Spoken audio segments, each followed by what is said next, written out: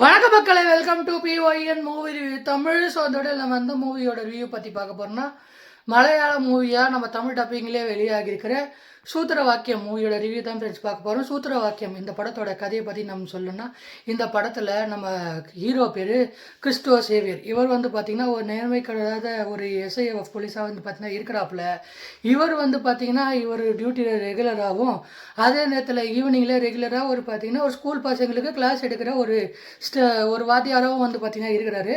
இவர் வந்து பார்த்திங்கன்னா ஸ்டூடெண்ட்ஸுக்கு எல்லாருக்கும் வந்து பார்த்திங்கன்னா ஒரு அன்பா பணிவாக வந்து பார்த்திங்கன்னா மேக்ஸ் டீச்சராக வந்து பார்த்திங்கன்னா இருக்கார். காலையில் போலீஸு, நைட்டில் டீச்சர், டியூஷன் டீச்சர், இந்த மாதிரி வந்து பார்த்திங்கன்னா ப்ரொஃபஷனில் இவர் பண்ணிகிட்ருக்காப்புல. ஒரு கட்டத்தில் இவர் கூட இவர் டியூஷன்லேயே படிக்கிற ஒரு பொண்ணு, அந்த பொண்ணுக்கு ஒரு அண்ணன், அந்த அண்ணனுக்கு இந்த தங்கச்சியை கண்டாலே பிடிக்கல.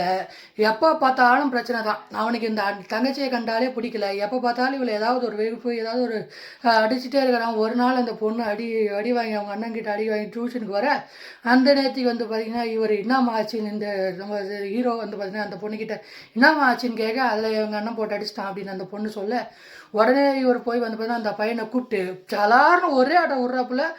விட்டவொடனே இந்த மாதிரி இந்த ஒரு தடவை இந்த பொண்ணு மேலே கை வச்சு அவ்வளோதான் உனக்கு அப்படின்னு மாதிரி சொல்லி அனுப்பிச்சிடுறாப்புல.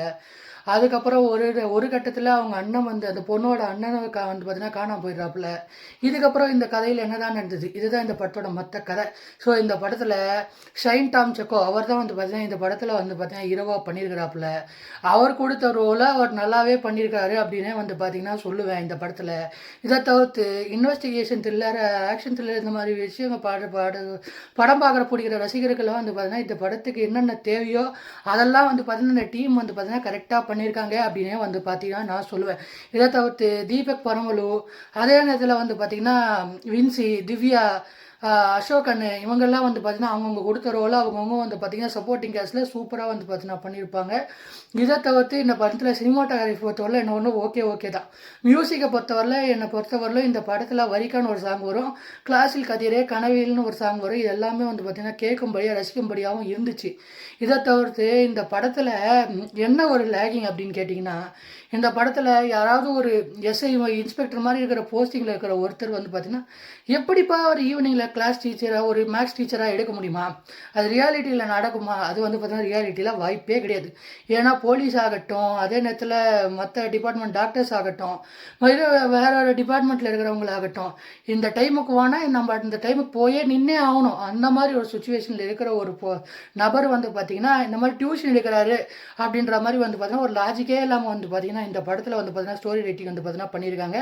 இதை தவிர்த்து இந்த படத்தில் இருக்கிற சப்போர்ட்டிங் காஸ்ட் எல்லாருமே அவங்க கொடுத்த ரோலை அவங்க சரியாக செஞ்சிருந்தாலுமே எந்த கேரக்டருமே ஹீரோவுக்கு கதாபாத்திரம் எழுதப்பட்ட அளவுக்கு மற்ற கதாபாத்திரம் வந்து பார்த்திங்கன்னா எழுதப்படலை. அதனாலே வந்து பார்த்திங்கன்னா இந்த படம் பிரச்சனையே போய் முடிஞ்சிச்சு. இதை தவிர்த்து இந்த படத்தில் அந்த அண்ணனுக்கு என்னாச்சு, தங்கச்சிக்கு என்னாச்சு, இதெல்லாமே வந்து பார்த்திங்கன்னா நமக்கு முதல்ல வந்து பார்த்திங்கன்னா சொல்லிடுறாங்க. அதனால் வந்து பார்த்திங்கன்னா இந்த படத்தில் நமக்கு அந்த படம் பார்க்குற இந்த சுவாரஸ்யமே வந்து பார்த்திங்கன்னா விட்டு போச்சு அப்படின்னே வந்து பார்த்திங்கன்னா நான் சொல்லுவேங்க. இதை தவிர்த்து இந்த படத்தில் அந்த ஸ்க்ரீன் பிளே ஆகட்டும், என்னை பொறுத்தவரையிலும் ஃபர்ஸ்ட் ஹாஃபும் சரி, செகண்ட் ஹாஃபும் சரி, என்னை பொறுத்தவரையிலும் ஓகே தான். ரொம்பலாம் வந்து பார்த்தீங்கன்னா இந்த படத்தை நான் வந்து பார்த்தீங்கன்னா எக்ஸ்பெக்டேஷன் பண்ணல. நார்மலாக வந்து பார்த்தீங்கன்னா ஒரு மலையாள படமாக தமிழ் டப்பிங்கில் வந்து பார்த்தீங்கன்னா இந்த படம் பார்த்தப்போ என்னை பொறுத்தவரையிலும் ஒரு ஓகேன்னு வச்சு தான். ஓவராலாக இந்த படம் எனக்கு 5க்கு 3.4 ஸ்டார் ரேட்டிங் தருவேன். என்னை பொறுத்தவரையிலும் நான் பார்த்ததுலேயே மலையாளத்தில் நான் பார்த்ததுலேயே ஒன் ஆஃப் தி ரொம்ப பிலோ ஆவரேஜான ஒரு படம். ஓவராலாக இந்த ரிவ்யூ பிடிச்சிருந்தா மறக்காமல் லைக் பண்ணி, ஷேர் பண்ணி, சப்ஸ்கிரைப் பண்ணி ஃப்ரெண்ட்ஸ். நெக்ஸ்ட் வீடியோவில் பார்க்கலாம்.